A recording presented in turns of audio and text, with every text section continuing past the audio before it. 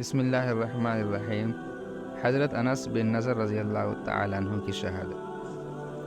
حضرت انس بن نضر رضی اللہ تعالیٰ عنہ ایک صحابی تھے جو بدر کی لڑائی میں شریک نہیں ہو سکے تھے۔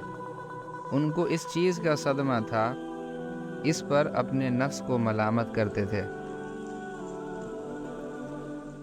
کہ اسلام کی پہلی عظیم الشان لڑائی اور تو اس میں شریک نہ ہو سکا۔ اس کی تمنا تھی کہ کوئی دوسری لڑائی ہو تو حوصلے پورے کرو۔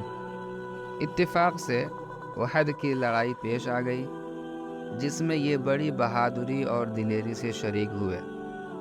احد کی لڑائی میں اول تو مسلمانوں کو فتح ہوئی، مگر آخر میں ایک غلطی کی وجہ سے مسلمانوں کو شکست ہوئی۔ وہ غلطی یہ تھی کہ حضور اکرم صلی اللہ علیہ وسلم نے کچھ آدمیوں کو ایک خاص جگہ مقرر فرمایا تھا، اور ہمارے نبی نے فرمایا تھا کہ جب تک میں نہ کہوں اس جگہ سے نہ ہٹنا، کہ وہاں سے دشمن کے حملہ کرنے کا اندیشہ تھا۔ جب مسلمانوں کو شروع میں فتح ہوئی تو کافروں کو بھاگتا ہوا دیکھ کر یہ لوگ بھی اپنی جگہ سے یہ سمجھ کر ہٹ گئے کہ اب جنگ ختم ہو چکی، اس لیے بھاگتے ہوئے کافروں کا پیچھا کیا جائے اور غنیمت کا مال حاصل کیا جائے۔ اس جماعت کے سردار نے منع بھی کیا کہ حضور اکرم صلی اللہ علیہ وسلم کی ممانعت تھی، تم یہاں سے نہ ہٹو، مگر ان لوگوں نے یہ سمجھ کر کہ حضور صلی اللہ علیہ وسلم کا ارشاد صرف لڑائی کے وقت کے واسطے تھا، وہاں سے ہٹ کر میدان میں پہنچ گئے۔ بھاگتے ہوئے کافروں نے اس جگہ کو خالی دیکھ کر اس طرف سے آ کر حملہ کر دیا۔ مسلمان بے فکر تھے، اس اچانک بے خبری کے حملہ سے مغلوب ہو گئے اور دونوں طرف سے کافروں کے بیچ میں آ گئے، جس کی وجہ سے ادھر ادھر پریشان بھاگ رہے تھے۔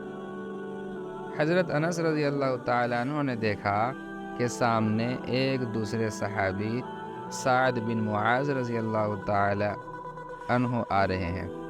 ان سے کہا کہ اے سعد، کہاں جا رہے ہو؟ خدا کی قسم، جنت کی خوشبو احد کے پہاڑ سے آ رہی ہے۔ یہ کہہ کر تلوار تو ہاتھ میں تھی ہی، کافروں کے ہجوم میں گھس گئے اور جب تک شہید نہیں ہو گئے واپس نہیں ہوئے۔ شہادت کے بعد ان کے بدن کو دیکھا تو چھلنی ہو گیا تھا۔ 80 سے زیادہ زخم تیر اور تلوار کے بدن پر تھے۔ ان کی بہن نے انگلیوں کے پوروں سے ان کو پہچانا۔